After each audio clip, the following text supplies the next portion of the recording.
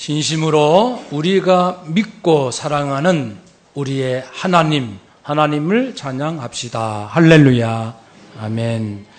귀한 찬송 감사드리며 하나님이 진실하시기에 우리도 진실하려고 애를 쓰며 살아갑니다. 한 주간 또 수고 많으신 우리 성도님들 서로 축복하며 인사합시다. 수고 많으셨습니다. 네.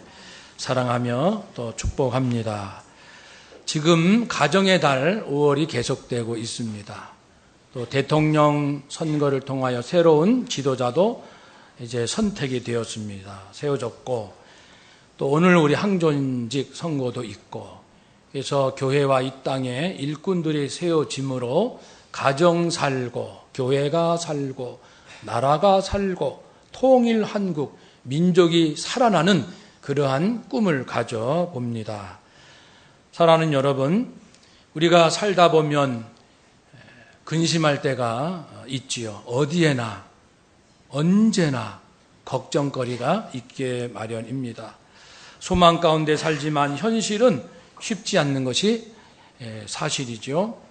예수님께서도 제자들에게 근심하지 말라 이렇게 말씀을 하셔서 자칫 현실에 푹 빠지고 자기 감정과 자기가 힘들어하는 문제에만 매몰되기 쉬운 우리들의 인생에 영의 눈을 활짝 열게 해주셔서 이 세상을 주의 마음으로 보며 살게 하십니다. 오늘도 그러한 말씀을 기대하며 서로 은혜를 나누기 원합니다. 근심하지 말라. 제자들은 예수님과 헤어질 시간이 가까운 것을 아직 잘 모르고 있지만 그러나 감은 잡고 있습니다. 오늘 본문 앞부분에서도 예수님께서는 이제 내가 어디 갈 거야. 너희들이 그곳에 나와 함께 할 거다. 라는 말씀을 여러 번 하셨습니다. 12장 26절에도 사람이 나를 섬기려면 나를 따르라. 내가 있는 곳에 나를 섬기는 자도 거기에 함께 있게 될 것이다. 또 13장 36절에도 베드로가 주님께 주님 어디 가세요? 하니까 예수님께서 내가 가는 곳을 네가 따라올 수 없어 지금은 그러나 후에는 오게 될 것이다 해서 예수님께서 어디를 가신다고 반복해서 말씀하시는 거예요. 그래서 오늘 본문에서도 어딜 간다 이렇게 말씀하시죠. 그것은 곧 천국을 말씀하고 있습니다. 그 전에 먼저 근심하지 말라. 너희들 나와 헤어진다고 믿을 수 있는 선생님이 없다 하여 기댈 만한 것이 인생에 사라진다고 하여 근심하거나 걱정하거나 불안해하지 마라. 너희들이 하나님을 정말 믿니? 정말 하나님을 믿니? 그렇다면 나를 믿어라. 나를 또한 믿어라. 하나님을 믿는 그 믿음 그대로 나 예수를 또한 믿어야 하느니라. 그래서 하나님 믿는 것과 예수님 믿는 것을 같은 위치에 놓으신 것은 하나님과 예수님이 하나이시고 일치되시고 연합되어 있다는 것을 강조하시는데 그 이후에 계속됩니다. 그래서 근심하지 않으려면 나 예수를 잘 알고 내가 누구인지를 믿어야 할 것이다. 나는 누구냐면 너희들이 영원히 살 집을 준비하기 위하여 간다.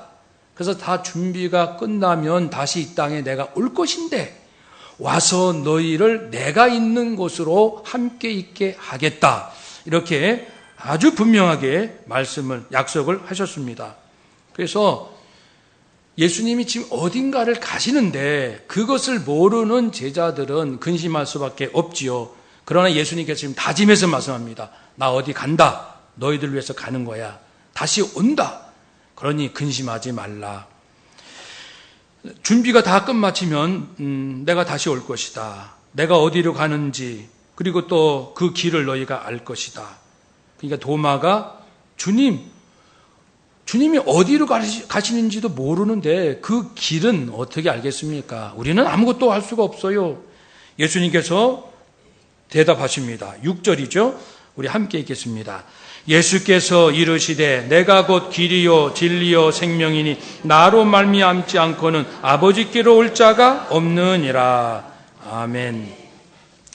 사람들은 이제 일반적으로 불교든 또 타 종교든 그리고 뉴에이지, 또 영지주의, 신지학 여러 이 사상들의 공통점은 우리가 이 땅에서 수련하고 도를 닦고 고행을 거쳐서 내 욕심과 싸우고 욕망과 싸워 점점 거룩한 상태에 도달을 하면 점점 내가 이제 더 높은 그 영적 수준으로 올라간다. 그래서 이 땅에 한 30점밖에 안 됐다. 그러면 죽었어요. 그러나 윤회, 다시 태어난다. 언제 어디서 내가 어떤 모습으로 다시 태어나는데 그때 다시 또 수련하고 훈련하고 고행을 하고 진리를 깨달으면 이제 한 50점으로 올라가고 다시 죽고 다시 태어나서 또 그런 수련의 시간들을 흘러 70점 되고 80점도 되는 윤회를 통해서 계속 다시 태어나 수행하면 점점 높은 차원의 영적 상태에 머물게 된다. 이것이 이제 일반적으로 종교나 사상이나 철학이 말합니다. 즉 자기 힘으로 구원에 이를 수 있다는 것입니다. 그러나 분명히 성경은 예수 그리스도를 통해서만이 구원받는다고 말씀합니다. 내가 곧 길이다. 길이다. 정관사가 붙었으니까 바로 그 길이다. 유일한 길이다. 세상에서도 신라 호텔, 신라보다 더 멋진 이름 없을까? 그래서 엄청난 돈을 들여서 외국의 그 전문업체에 맡겼더니 더 신라, 더자 하나 붙이는 거예요. 그렇게 해서 이제 매출도 많이 올랐잖아요. 유행이 돼가지고 많은 기업들이 더 무슨 호텔, 더 무슨 리조트, 더자를 붙이는데 이 더의 원조격은 예수님이십니다. 내가 the way, 바로 그 길이다. the life, 내가 바로 그 생명이다. 인생들이 찾고 찾았던 그 참된 생명의 길, 나는 살았어요. 참으로 살았다라고 말하는 그 생명의 참된 the life, 바로 나다. the truth. 사람들이 진리를 찾고자 힘쓰고 애쓰지만 내가 바로 그 진리니라. 나로 진리인 나, 생명인 나를 거치지 않고서는 창조주 되신 하나님의 자녀가 될 수 없고 하나님과 함께 살 수가 없다. 이렇게 말씀합니다. 그렇습니다. 저도 불교를 무척 좋아한 때가 있었고 특별히 금강경 4년 동안 대학 시절에 다른 공부도 하면서 특별히 금강경 좋아하고 이 공사상 색즉 시공, 공즉 시색 얼마나 참 멋진 말인지요. 알 듯 모를 듯 그 알려고 애를 많이 썼고 또 많은 깨달음도 얻고 행복하고 즐거운 시간도 있었어요. 그러나 군대 가기 전에 기도원에 가서 2달 동안 이제 제가 기도하면서 하나님 4년 동안 공부한 것을 마치고 군대를 가는데 하나님의 말씀, 제게 주신 말씀을 주세요 라고 복음서를 들고 2달 동안 기도한 적이 있었습니다. 24살 때죠. 그때 하나님께서 마태복음 16장 24절 말씀을 강력하게 주셨어요. 아무든지 나를 따라오려거든 자기를 부인하고 자기 십자가를 지고 나를 따를 것이니라. 천도무사. 인생은 자기의 뜻을 다 버려야 된다. 하늘의 뜻을 구하며 살아야 한다. 그런 이제 깨달음을 저에게 주셨는데요. 그게 이제 지금까지 인생과 목회의 중요한 그 기본이 되고 있죠. 그런데 그렇게 기도 중에 이제 그 기도원이 산의 중턱에 기도원이 있고 또 산속에 들어가서 개인 굴이 있어요. 기도굴. 그래서 제가 기도 중에 꿈에 예수님을 만났습니다. 근데 이 꿈에 예수님 앞에 서니까 제가 얼마나 이 복통에 배가 아프고 견딜 수 없는 통증이 오고 견딜 수 없는 거예요. 그래서 무조건 회개하고 잘못했어요. 용서해 주세요. 용서해 주세요. 그때 예수님이 말씀하셨습니다. 어찌 알면서 깨닫지를 못하느냐. 그래서 제가 네? 다시 말씀하셨습니다. 너는 어찌 알면서 깨닫지를 못하느냐. 또 회개했죠. 그리고 깨어났습니다. 찬송기도 부르고 동이 터서 기도원으로 내려왔어요. 거기에 기독교 신문이 도달했습니다. 거기에 보니까 제가 그때 좋아했던 불교의 가르침이 정리가 쫙 잘 돼 있는 거예요. 우와, 맞다. 그럼 얼마나 좋은데. 마지막 한 부분, 불교랑 기독교랑 비교하는 쭉 있는데 마지막 한 말씀이 제 인생을 또 한 번 흔들었죠. 물과 성령으로 거듭나지 아니하는 자는 하나님의 자녀가 될 수 없다. 성령으로 거듭나지 아니하면 아버지의 자녀가 될 수 없다는 이것이 기독교의 핵심이다. 아무리 우주에 대하여 만물에 대하여 인생과 역사에 대하여 우리가 깊은 것을 깨달았다 할지라도 성령으로 거듭나지 아니하면 그의 죄 문제가 해결되지 못하기 때문에 성령으로 거듭나지 않고서는 구원에 이를 수가 없다라는 이 말씀에 불교의 모든 가르침은 멈춘다는 이 사실에 순간 꿈에서 예수님이 하신 말씀이 바로 그 즉시 떠올랐습니다. 너는 어찌 알면서 깨닫지를 못하느냐. 제가 신학 4년 공부했고 또 얼마나 열심히 하나님을 섬겼고 또 사랑했고 그런 체험도 있고 물론 하나님이죠. 너는 어찌 알면서 깨닫지 못하느냐. 깨달음이라는 이런 것이구나. 우리가 알고 있는 많은 성경 지식이 있지만 생명의 말씀으로 오면은 내 인생이 뒤집어지는 거예요. 생명의 진리가 오면 내 인생이, 내 삶이 뒤집어지는 거거든요. 이 생명의 말씀이. 그렇게 해서 깨닫게 해주셨습니다. 그래서 그 이후로도 불교 승려들을 가끔 만날 기회가 있습니다. 그러면은 불교의 가르침에 서로 맞장구 치면서 너무 좋다고 그럼 그분들도 좋아하시고 그런데요 예수님은 이런 분이십니다 라고 마지막 쫙 복음을 예수 피 묻은 복음 예수님께서 우리 죄인들을 위하여 내 죄값 때문에 나 대신 저주받으셨다는 이 사실을 분명히 전합니다. 그 승려분들에게. 사랑하는 여러분, 이 세상에 많은 지식이 있지만 가장 위대한 지식은 예수님이 길이요 진리요 생명이라는 그 사실입니다. 이것만 알면 인생이 달라져요. 그런데 이것을 모르면 세상에 무슨 지식을 터득했다 할지라도 그는 구원에 이를 수가 없다는 사실입니다. 바로 이 사실 따라합시다. 나는 곧 길이요 진리요 생명이니 나로 말미암지 않고는 아버지께로 올 자가 없느니라. 아멘. 사랑하는 제자들아, 내가 누구인지를 아느냐? 그래서 이 길 되시고 생명 되신 예수님 자신을 알리시려고 그 다음에 4가지 다시 풀어서 말씀하십니다. 7절에 너희가 나를 알았더라면 내 아버지를 알았으리로다. 너희가 나 예수를 알면 아버지를 아는 것이다. 그리고 또 아버지를 알고 본 것이다. 빌립이란 제자가 정말 하나님 얼굴 좀 봤으면 좋겠어요. 그러면 너무너무 좋을 것 같아요. 빌립아, 너희와 내가 이게 오랫동안 같이 이렇게 다녔는데 아직도 나에 대해서 제대로 깨닫지 못하고 있구나. 그러면서 나를 본 자는 아버지 하나님, 창조주 하나님, 전능자 하나님을 본 것이나 다름없다. 어찌 아버지를 별도로 보여달라 하느냐.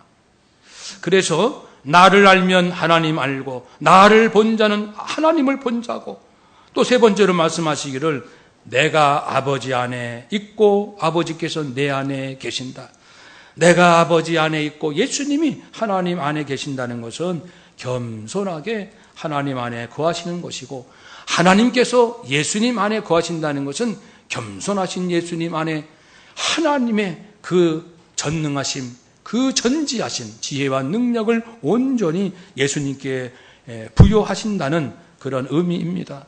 아버지가 내 안에, 내가 아버지 안에. 이것은 내가 지어낸 말이 아니다. 하나님께서 하실 일이 지금 증거되는 것이다. 그러면서 너희가 이제 나를 잘 믿으면 나보다 큰 일을 한다. 예수님은 부활승천하시지만 성령님 오셔서 예수 피로 구원받은 사람들은 이제는 예수 생명의 복음을 전하게 될 텐데 온 인류가 구원받는 그 길로 갈 것이다. 이런 말씀을 합니다. 그러시면서 또 말씀하시기를 13절 우리 함께 읽읍시다. 너희가 내 이름으로 무엇을 구하든지 내가 행하리니 이는 아버지로 하여금 아들로 말미암아 영광을 받으시게 하려 함이라. 아멘. 사랑하는 제자들아, 너희가 내 이름으로 하나님께 구하면 내가 응답해 줄 터인데 그러면 아버지 하나님이 영광 받으신다. 내 이름은 아버지께 영광 돌리는 중요한 그러한 권세가 된다는 것입니다. 예수 이름으로, 예수님 이름으로 기도한다는 것은 예수님의 권위를 의지하여, 예수님의 공로를 의지하여 기도합니다. 저에게 무슨 자격과 공로가 있어서 하나님께 윽박지로 하나님 도와주셔야 됩니다, 이럴 수 있는 게 아니에요. 예수님의 그 피의 공로, 예수님께서 나를 위하여 희생하신 그 은혜, 예수님의 아버지 하나님의 아들로서의 그 권세, 그것을 믿고 의지하는 마음으로 기도하면 나 예수가 너의 기도를 아버지 하나님께 갖다 바치겠다. 또한 이제 너희가 예수의 이름, 즉 예수의 뜻을 따라서 예수님의 그 말씀에 순종하면서 간구하게 된다면, 즉 예수의 이름으로 구한다면 응답되게 될 것이다. 그러면 하나님이 영광 받으신다. 사랑하는 여러분, 사실 기도는요 100% 응답되는 거예요. 왜냐하면 하나님의 뜻대로 구한 기도는 100% 응답됩니다. 아버지가 기뻐하시는 기도를 하게 되면 반드시 아버지의 방법으로 응답될 줄로 믿습니다. 무속신앙, 샤머니즘은 하나님의 뜻을 제쳐놓고 내가 원하는 대로 되게 해달라는 것은 샤머니즘, 무속신앙이고, 기독교의 신앙은 내 뜻을 버리고 아버지께서 기뻐하신 뜻을 내가 구하겠습니다. 아버지가 원하시는 방법대로 학교 생활을 어떻게 하면 좋을까요? 아버지의 방법으로 장사를 어떻게 하면 좋을까요? 아버지의 방법으로, 아버지의 기뻐하는 방법으로 목회는 어떻게 하면 좋겠습니까? 그런 식으로 나아가서 기도하는 모든 것을 하나님께서 응답해 주시고 그 길을 인도해 주신다는 것입니다. 즉 지금까지의 말씀의 공통점은 뭡니까? 사랑하는 제자들아, 두려워하지 마라, 염려하지 마라, 근심하지 마라. 내가 누구인지 정확히만 알면 너희는 산다. 나를 알면 아버지를 아는 것이고, 나를 본 자는 하나님을 본 것처럼 내가 하나님과 하나이고, 하나님이 내 안에, 내가 하나님 안에 구하고, 내 이름으로 구할 때 응답받는 그 역사로 하나님은 영광 받으시니 아버지와 나는 하나이다. 이것을 아느냐, 이것을 믿느냐, 이것을 깨닫느냐, 이 힘으로 사느냐, 그것이죠. 사랑하는 여러분, 지금 예수님은 천국에 계십니다. 이 사실만 분명히 기억합시다. 인생 힘들 때, 지쳤을 때, 배신당했을 때, 속상할 때, 억울할 때, 분할 때, 그때 이 속이 부글부글 끓겠지만 그때 다시 한번 심호흡하면서 주님, 천국에 계신 예수님을 묵상하면서 예수님 앞에 나가는 거예요. 우리 예수님은 천국에 부활하셔서 지금 천국에 계신, 생생하게 살아계시고 나를 위해서 날마다 기도하시는 예수님을 만나는 그러한 믿음만 잃지 않는다면 나는 다시 회복이 됩니다. 세상적인 방법으로 살려고 하니까 예수님이 안 보이는 거예요. 예수님을 만날 수 있는 마음의 준비가 안 되는 거예요. 다시금 우리는 돌아와야 됩니다. 장례식은 큰 은혜를 줍니다. 왜냐하면 입관을 통해서 이 육신의 생명은 끝이 나서 살아있는 사람과는 같이 있을 수 없습니다. 그래서 이별이요 분리되어서 관속에 모시는 것이 입관. 육신의 생명은 끝났습니다. 이제 죽은 육신은 산 육신과 같이 있을 수 없으니 이별해야 합니다. 이별. 그리고 발인합니다. 발인은 사랑했던 가족과 사람들을 떠나는 겁니다. 정들었던 고향을 떠나요. 사랑했던 사람의 품에서 떠나는 겁니다. 이별하는 겁니다. 하관, 이 육신이 이제 흙 속으로 돌아갑니다. 삶의 근본 터가 되었던 땅, 이 세상으로부터 작별하는 것이 이제 하관입니다. 장례식에서 거행하는 모든 것의 주제는 이별입니다. 너는 죽었느니라. 그러므로 너는 떠나야 된다. 너는 분리돼야 한다. 이것이 장례 주제입니다. 그렇지만은 예수 안에 장례는 무엇입니까? 육신은 죽었으나 때가 되면 다시 부활할 것이라는 겁니다. 부활할 몸을 입겠다는 것.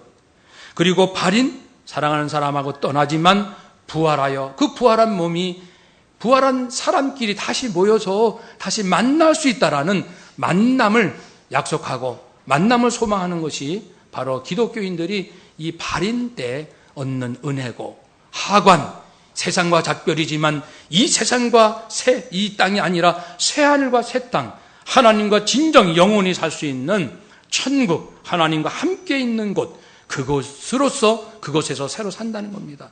그래서 우리는 장례를 통해서 우리의 신앙이 무엇인지 확인이 되는 거예요. 우리는 부활하여 부활한 우리 사랑하는 사람들을 다시 만나고 다시 만나서 사는 것이 천국이라는 것을 확인하는 자리, 거룩한 자리입니다.